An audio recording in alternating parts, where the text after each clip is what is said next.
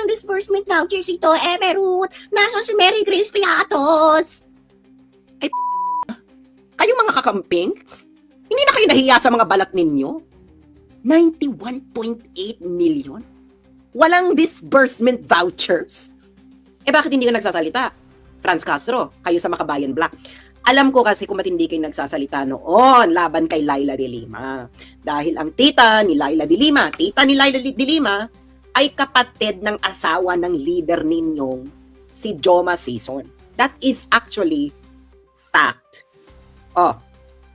91.8 million ng confidential funds ay walang disbursement vouchers?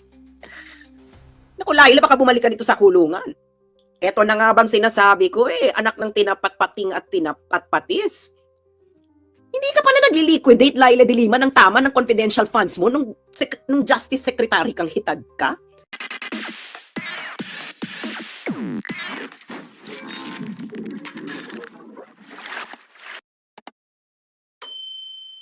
Di pinuntahan natin yung 2015 audit report ng Department of Justice at nakakaloka.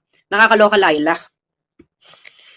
May confidential funds issue ka rin pala, be. Ay ang QR code na yan, dinownload ko na yung COA audit report na ating i-discuss dito. Ayan, pwede nyong picturean nyo muna yan para mamaya, scan nyo, ma-download nyo sa Google Drive. Nilagay ko na sa Google Drive.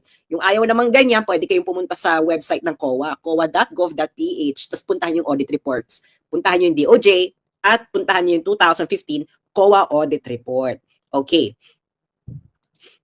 Ngayon, eto. So, pag pinuntahan nyo yung file, pupuntahan nyo yung file ng observations and recommendations. Ang unang-unang sumambulat sa akin, mga kababayan, mga kakamping, narurok ng moralidad, sa observations ng 2015 COA audit report ng DOJ, under sa inyong patron saint na kakamping na si Laila de Lima, ay ito, audit of cash advances for confidential expenses. Akalain mo naman, sa dinami-dami ng observations na pwedeng gawin ng COA, ito yung unang sumambulat. Yung QR code na yan na yung, dinownload ko na yung file ng COA para hindi na kayo mahirapan. Dinownload ko na yan, nilagay ko sa Google Drive. Basahin natin ito, English muna ha, mga ka-moisters, tapos tatagalogin natin ito para maintindihan ng lahat. I-share nyo ito sa inyong mga kamag-anak nang makita nila kung paano nila sinasalaula ang utak ng sambayanang Pilipino. Okay? Share nyo sa inyong mga chat group ngayon na, sa inyong mga page, sa inyong mga Facebook groups. Okay? Basahin natin sa English muna. Disbursement vouchers. Ay, para dapat Laila de Lima. Disbursement vouchers covering cash advances for confidential funds aggregating 91,896,060.75 as of December 31, 2015 were not submitted to the COA audit team leader for post-audit, contrary to Section 6.1.8.4 of Joint Circular Number 2015-01, dated January 8, 2015. Ito na nga bang sinasabi ko, anak ng pating at tinapa at patis? Malinaw, tagalogin natin. Okay, ano yung disbursement vouchers? Ito yung disbursement vouchers, ito yung authorization, no? Ito yung dinidiscuss nila ngayon sa Kongreso, yung disbursement vouchers. Bakit walang disbursement vouchers ito, Emerald? Nasaan si Mary Grace Piatos? Ay putang ina, kayo mga kakamping, hindi na kayo nahiya sa mga balat ninyo? 91.8 million? Walang disbursement vouchers? Ano ba yung Joint Circular Number 2015-01 dated January 8, 2015? Oy, Franz Castro! Di ba ang hilig mong i-quote yung Joint Circular ng 2015? Emerald na na-violate. Hindi na-violate. Na-violate ang Joint Circular Number 2015-01. Ito, sabi na ng OWA. Violation daw ito ng Section 6.1.8.4 ng Joint Circular Number 2015-01. Bakit hindi ka nagsasalita? Franz Castro, kayo sa Makabayan Black. Alam ko kasi kung matindi kayo nagsasalita noon laban kay Laila de Lima. Dahil ang tita ni Laila de Lima, ay kapatid ng asawa ng leader ninyong si Joma Sison. That is actually fact. 91.8 million ng confidential funds ay walang disbursement vouchers? Naku, Laila, baka bumalik ka dito sa kulungan. Oh, next. Hindi pa tapos, mga bes. Hindi pa tapos. Oh, ano pa sabi ng COA sa'yo, Laila?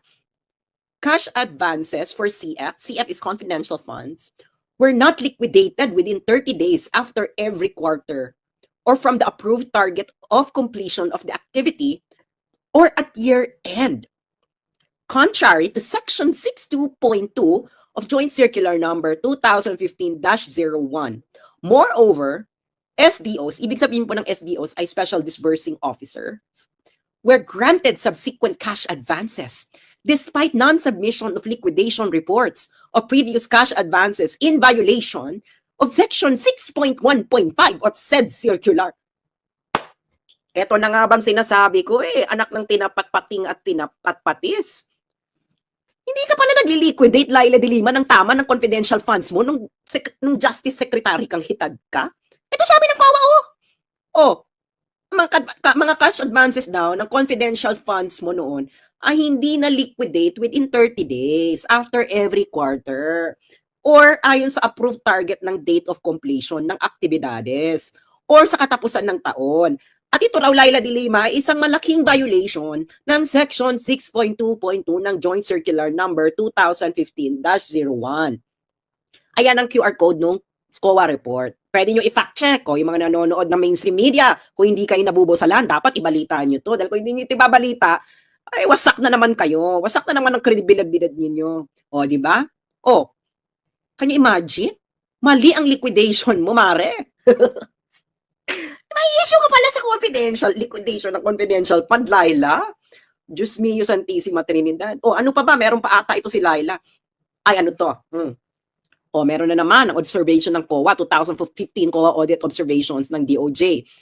Verification and analysis of the account advances to Special Disbursing Officer showed that from January 1 to December 31, 2015, cash advances under the confidential fund were granted to Special Disbursing Officers or SDOs in the total amount of 173,755,064.92. Okay. Of this amount, only 49,943,81.57 was liquidated, as evidenced by the transmittal letters received by COA ICFAO, leaving an unliquidated balance of 123,811,983.35. Anak naman to ng Sara. Laila, may violation na, ba yan? 123.8 million ay hindi liquidated sa confidential funds mo noong pagkatapos ng taon, December 31, 2015? Tangina, what in the hell? Mary Grace Piatos is this sorcery, Laila? Transmittal letters, okay na pala sa liquidation nung panahon mo, te. Pareho lang naman ang sinusunod din yung batas, Pero ikaw, 123.8 million, hindi liquidated ang cash advances. Ano to? Asan yung perang yan? Alam ko na isasagot nyo dito na hindi, Sans. Niliquidate naman pagkatapos nasita ng COA. Wait, so may pwede palang ganun. Pwede palang i-liquidate afterwards, masita ng COA. Di ba yun ang minabato nyo kay Sara? Na hindi proper yung liquidation? Ikaw dito, 123.8 million? Ate Laila, ano ba to? Frailties of a woman din ba ito? Malinaw naman ang sinabi ng COA. December 31, 2015, meron kang 123.8 unliquidated. Bakit? Ano pinagpuputok ng butsi mo dyan, Laila? Pwede palang transmittal letters din, 14, kita mo na? Ano yan? Bakit ka masyadong noisy? Ate Laila, mga kakamping! Kailangan matining ang boses natin para katulad natin sila mga pa-virgin. Di ba ganyan sila magsalita? Nasaan si Mary Grace Piatos? Actually, nasa nito 123.8 million na unliquidated sa confidential funds mo sa Laila. Madam Laila, hindi po ito fake news. Paki-download po mga kababayan, no? Ang COA report, ayan ang ating QR code. Asan ito, mga Bex? Oh, ano na, mga kakampings? Ikukulong din ba natin si Laila? Okay lang naman ako na ikulong si Sarah, pero sama sila. Di ba? Hindi mo pwede ikukulong si Sarah, si Laila malaya. Hindi pwede, dapat sabay. O, di ba? Di ba? Dapat sabay. Dapat tama, di ba? Kung ikukulong si Sarah dahil sa confidential funds, dapat si Laila din ikulong. O, pwede sila to, magsama sila. Kung gusto ninyo, okay lang naman sa amin. Di ba? Pero hindi po pwede. Yung sasabihin ninyo, hindi ginagamit lang namin si Sarah as example. Mali kayo dyan. Ang example, dapat yung mas malaki na violation. Diba? 123.8 million ang liquidated nung December, pagkatapos ng taon, sa Laila? Bakla ka na. Ate, ano ba yan? Ewan ko ba? Pakishare to, mems. Pakishare nyo na to para malaman ng mga kamag-anak nyo sa Pilipinas ang totoong nangyayari. 123.8 million. Laila, confidential funds mo. Hindi liquidated. O, yung 49.9 million, transmittal letters lang? Ha? Pwede na pala yan? Pag kayo pala, kayo mga kakamping, pag mga kakamping ninyo, ha, makinig kayo sa akin mga kakamping, ha, pag kakamping ninyo, pwedeng transmittal letters. O, transmittal letters, pwede. Pero pag hindi ninyo kakampi, hindi po pwede yung transmittal letters. Oh, pwede pala sa inyo yan na may unliquidated na confidential funds. 123.8 million. Oh, bakit hindi dapat? Bakit kayo hindi nagagalit dyan, mga kakamping? Ano yung moralidad ninyo? Tapos kami mga Dutertista yung sinasabi ninyo na, ano to? Wala kaming moralidad? Ate, hindi kami naglilinis-linisan. Hindi kami mga pa-virgin pokpok. Ang mga Dutertista, hindi pa-virgin pokpok. Kayo, mga pa-virgin pokpok. Oh, alam niyo yung mga pa-virgin pokpok nung high school? Yung sa harapan mo pa-virgin. Tapos pag nasita mong nagpopokpok sa likuran, magagalit. Sasabihin, huwag mong baguhin. Huwag mong baguhin ng usapan. Anong usapan? Usapan confidential funds. On topic ito. Oh. Diba? On topic, confidential funds. Sabi nyo, pag-usapan lahat ng confidential funds. Pwede pag-usapan din natin yung sa inyo.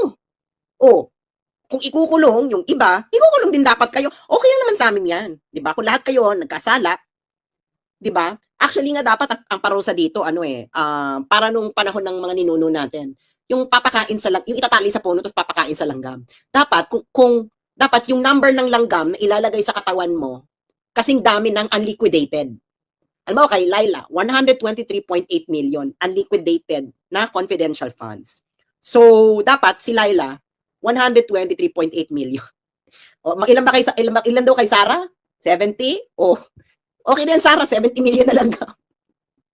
Kay Laila, 123.8 million na langgam. O, i-download nyo na yan. O, yung mga TikToker, pag-usapan ninyo yan. Ayaw pag-usapan ng mga kakamping. Actually, mga kakampings, maniniwala na ako sa laban ninyo. Maniniwala na ako. Actually, parang sabi ko nga, my God, napakadangal naman ng mga kakampings. Sila na ang rurok ng intellectual and moral evolution sa Pilipinas.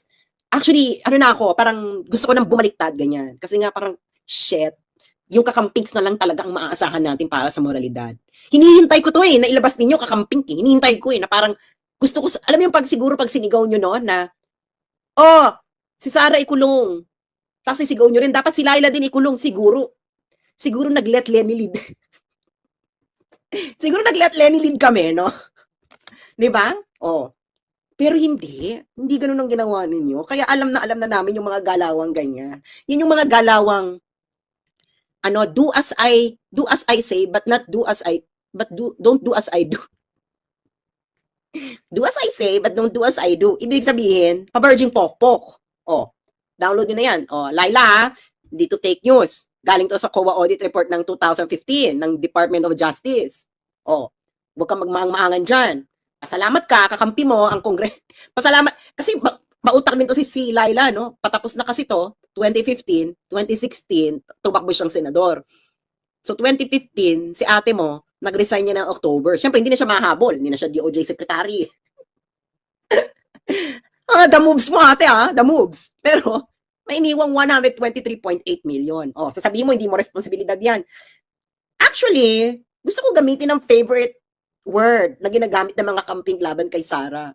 Command responsibility. Hindi, may command responsibility dyan si Sara kahit sa pag-withdraw ng pera sa land bank. Kasalanan niya yan. Oh, ina-apply lang naman namin ang inyong intellectual framework. Hindi ba? Oh, bawal pala yan. Kayo lang pala ang pwedeng mag-apply niyan. Aba, ano to? Ang birth certificate ninyo, mga magulang ninyo, si Mama Mary at si Papa Jesus. Hindi ganon. Okay, next. Okay. Ano na tayo, mga be? Ano na tayo? Escalating tayong ama. Tip of the iceberg lang yan, pero nakakapagod na mag-research. Ang dami nyo kasing kabalustugan. Diba? Eto na. Okay. Ano na ang ating next topic? Okay. Ang next topic natin ngayon, pera uli, proper liquidation. O yung mga kaka-tune in lang, no?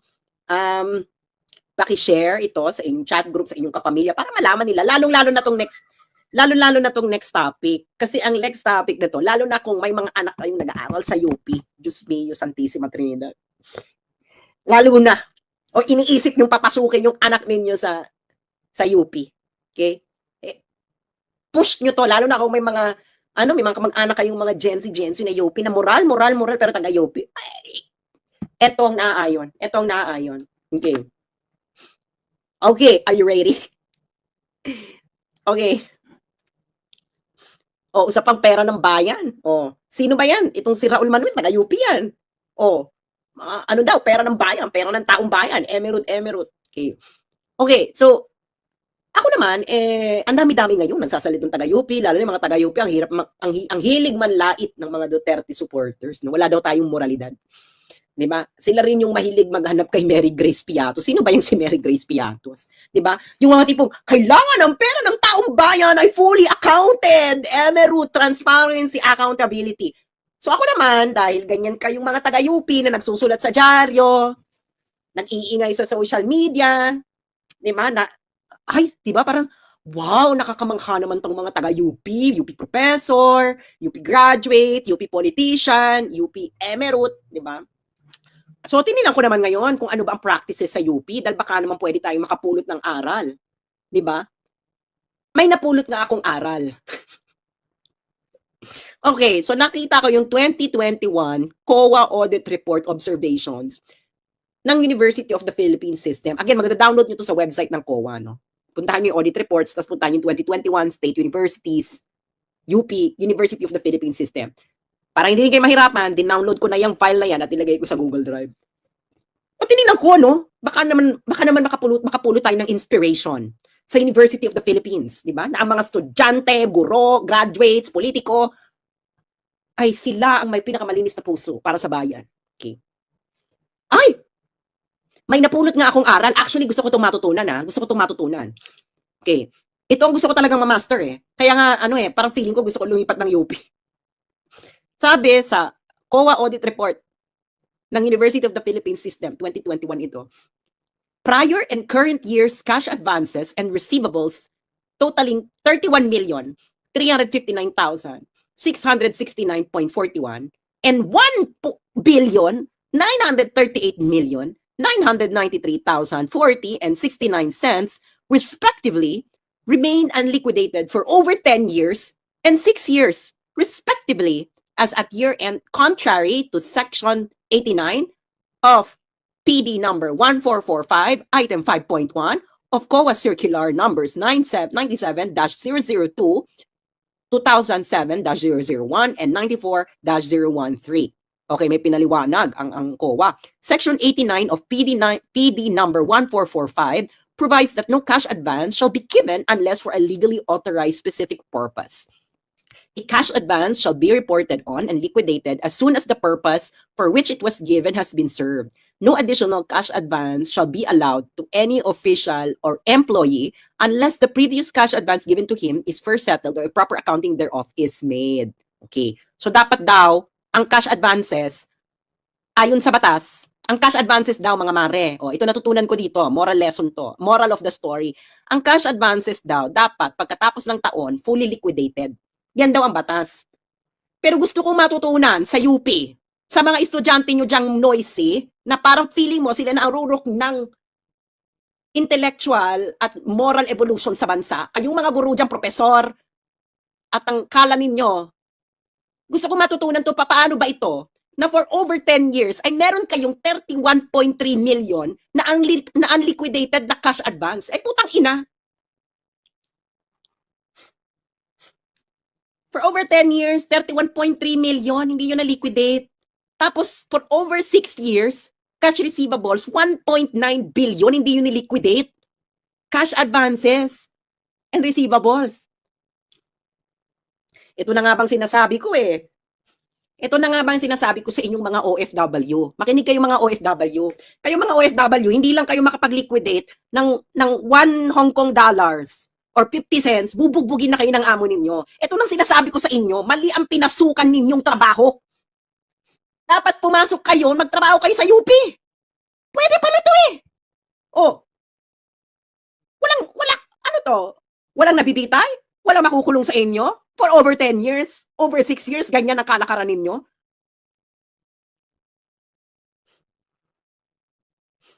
Ano to? Tapos kayo ang galing sa UP, kayo ang mahihilig, manlait. No?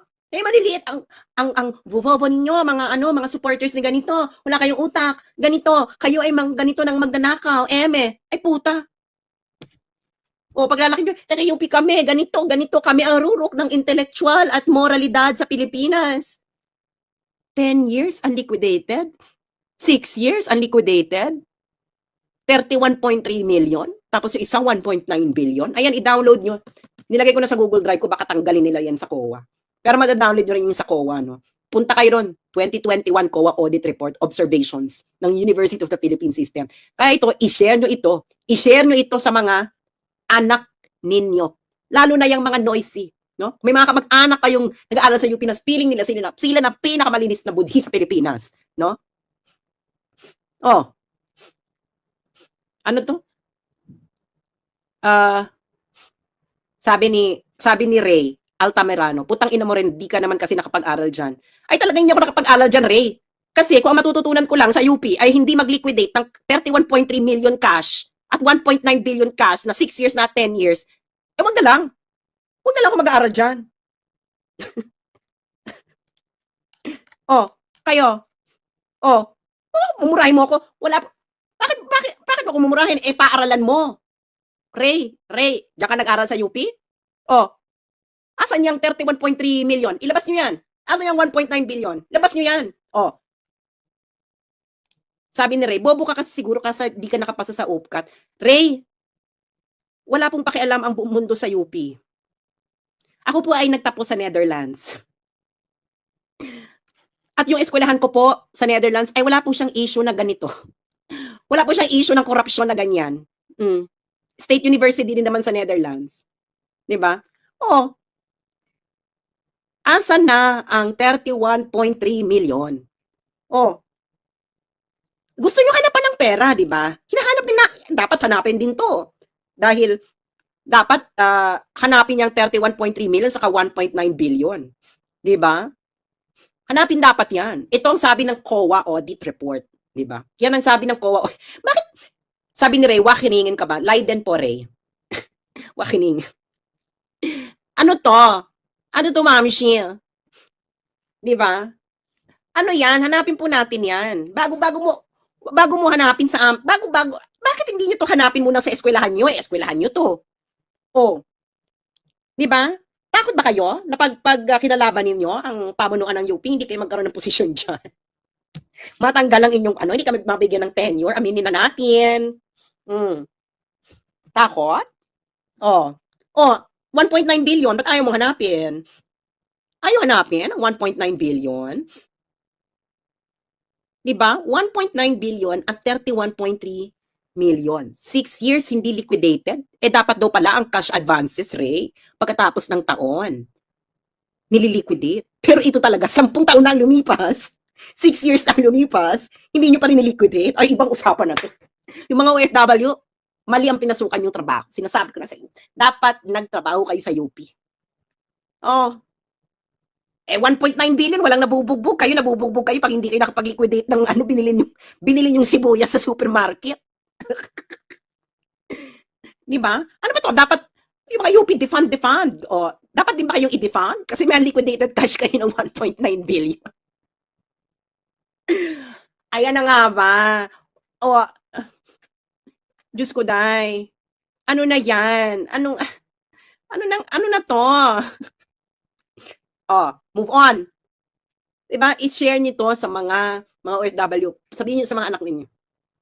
Sa kamag-anak ninyo. Diba? Sabihin nyo yan. 1.9 billion. Can you imagine? Okay. Next tayo. Next.